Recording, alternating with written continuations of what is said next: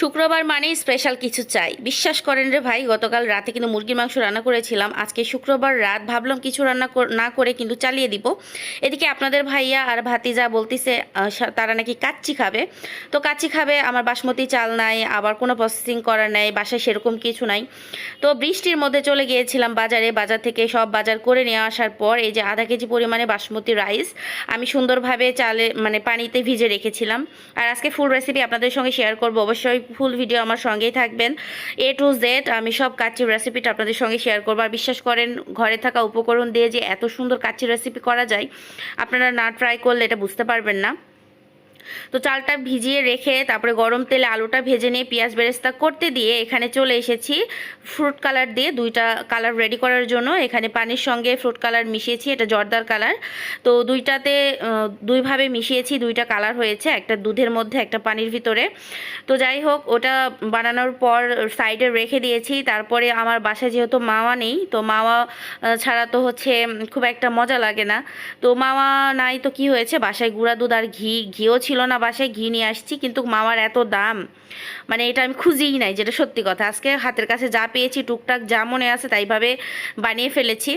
তো মাওয়া একটু ঘি দিয়ে মাওয়াটা আমি তৈরি করে নিয়েছি। জাস্ট হচ্ছে গুঁড়া দুধের ভিতরে একটু ঘি দিয়ে সুন্দরভাবে ডলাডলি করলেই মাওয়াটা একদম রেডি হয়ে যাবে। আর এখানে পেঁয়াজ, রসুন, একটু জিরা দিয়ে আমি মশলাটা টাটকা একদম বেটে দিব, সঙ্গে কিছুটা বাদাম দিয়েছি। দিয়ে দেওয়ার পর এটা ব্লেন্ড করতেছি। আর এদিকে কিন্তু আমার পেঁয়াজ বেরেস্তা খুব সুন্দর একটা কালার হয়ে গেছে, উঠিয়ে নিয়েছি।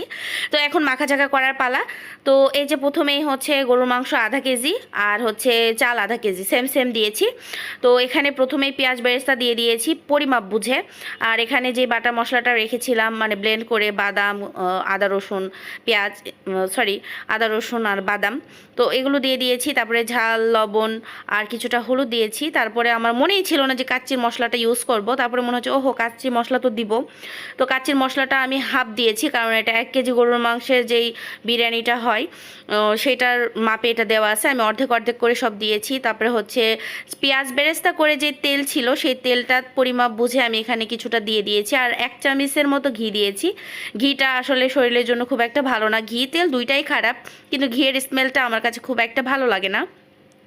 তো এই জন্য অল্প অল্প করে দিচ্ছি, না দিলেও চলে, আপনারা তেল দিয়েও নর্মালি রান্না করতে পারেন, কিন্তু একটু ঘি দিলে টেস্টটা নাকি আরও বেশি ভালো হয়, এই জন্য আমি দিই। তো মাখা ছাকা একদম শেষ, এটা রেস্টে রেখেছি। আপনারা চাইলে টক দই দিতে পারেন, আমার টক দই বাসায় ছিল না, এই জন্য স্কিপ করেছি। গুঁড়া দুধ আর হচ্ছে ওই যে দুধের মধ্যে কালার মিশিয়েছি, এইটা দিয়ে আমি আজকে রান্না করব। আর এখানে গরম পানি বসিয়ে সুন্দরভাবে ফুটিয়ে নিয়েছি। ওই যে প্যাকেটের যে 2টা প্যাকেট থাকে, সেই প্যাকেটের থেকে আস্ত মশলার একটা প্যাকেট থাকে, ওইটার আমি কিছুটা অর্ধেক দিয়ে দিয়েছি। তো দিয়ে দেওয়ার পর ভালোভাবে পানিটা ফুটিয়ে নেওয়ার পর কিছুটা লবণ দিয়ে ভালোভাবে চালগুলা দিয়ে 50% সেদ্ধ করে নিব। এটা 50% সেদ্ধ করলে বাদবাকিটা হচ্ছে সুন্দরভাবে যখন হচ্ছে একবারে দমে দিবেন তখন কিন্তু খুব সুন্দরভাবে কুক হয়ে যাবে, একদম চালগুলা ভাঙবে না, রাইসগুলো খুব সুন্দর থাকবে। তো এই যে আমি কিন্তু এই যে ভাতের যে মাড় থাকে সেটা কিন্তু আমি ফেলবো না, সেটা আমি রেখে দিয়েছি। আর চালটা আমি ভালোভাবে ডালাতে সেঁকে নিয়েছি। তো এখন হচ্ছে উপর দিক দিয়ে কাঁচামরিচ 3-4টা আর হচ্ছে পেঁয়াজ বেরেস্তা দিয়ে দিলাম। আর কাচ্চি রেসিপিটা সত্যি এভাবে করলে খুব মজা হয়। আর এখানে হচ্ছে আগে থেকে মাখিয়ে রেখেছিলাম ঠিক সেইভাবেই। আর কিছুটা মাওয়া দিয়ে দিয়েছি, যেটা আমি হাতে তৈরি করে যেটা রেখেছি সেটা। তো 2 লেয়ার যেহেতু করব, 2 লেয়ার করার জন্য প্রথমে 1 লেয়ার দিয়ে দেওয়ার পর কিছুটা ফুড কালার, তারপরে হচ্ছে 2 রকমের যে কালারগুলো করে রেখেছিলাম, প্রায় সেম সেম হয়ে গেছে। আসলে না করলেই ভালো হতো, 1 কালারই করবেন আপনারা, অযথা 2 কালার করার দরকার নেই। আপনারা শুধু পানিতে রং গোলাবেন, ওইটাই কিন্তু সব থেকে বেশি সুন্দর কালার হয়। তো আমি 2 কালার করেছি। আমি একটা ভিডিওতে অনেক দিন আগে একটা ভিডিওতে দেখেছিলাম এভাবে 2 কালার করার জন্য, তারপর থেকে আমি 2 কালারই করি, কিন্তু প্রায় সেমই হয়ে যায়, এজন্য আর ভালো লাগে না, মনে হয় যে 1 কালার করাই ভালো। তো আমি একটু আপনাদের সঙ্গে শেয়ার করার জন্য 2 কালার দিয়েছি, কিন্তু আমি বলে দিলাম যে 1 কালারই বেশি ভালো, 1 কালারই আপনারা করবেন। তো এখানেও কিছুটা পেঁয়াজ বেরেস্তা, মাওয়া আর হচ্ছে একটু ঘি দিয়ে তারপরে ওই যে যেই চালের ইয়েটা ছিল সেটা পরিমাপ বুঝে দিতে হবে, কারণ গরুর মাংস সেদ্ধ হতে একটু বেশি টাইম লাগে। আর এটা হচ্ছে 50 মিনিটের মতো কুক হবে, তাও ঢাকনা ছাড়া, নাড়াচাড়া ছাড়া, সরি ঢাকনা দিয়ে নাড়াচাড়া ছাড়া। তো এটা সুন্দরভাবে আমি হচ্ছে এক লেয়ার দিয়ে দেওয়ার পর তারপরে বাদবাকি যতগুলো রাইস ছিল সবগুলো দিয়ে দেওয়ার পর এই যে কালারগুলো ছিল একদম ফিনিশিং করে দিব, আর কোনো কিছু রাখবো না। তো যা আছে সব মুসেস আছে এখানে দিয়ে দিব। তো দিয়ে দেওয়ার পর ভালোভাবে এই যে উপর দিক দিয়ে এখন হচ্ছে পেঁয়াজ বেরেস্তা মাওয়া যা যা আছে সবগুলো আমি সুন্দরভাবে দিয়ে দিব। তো এখানে হচ্ছে উপর থেকে আমি আর হলো কোনো কাঁচামরিচ বা হচ্ছে আলু টালু কোনো কিছু দিই না, আমি আলু ও মাংসের সঙ্গেই দিয়ে দিয়েছি। এতে করে টেস্টটা অনেক ভালো আসে, আলুটা খুব সুন্দরভাবে সেদ্ধ হয়।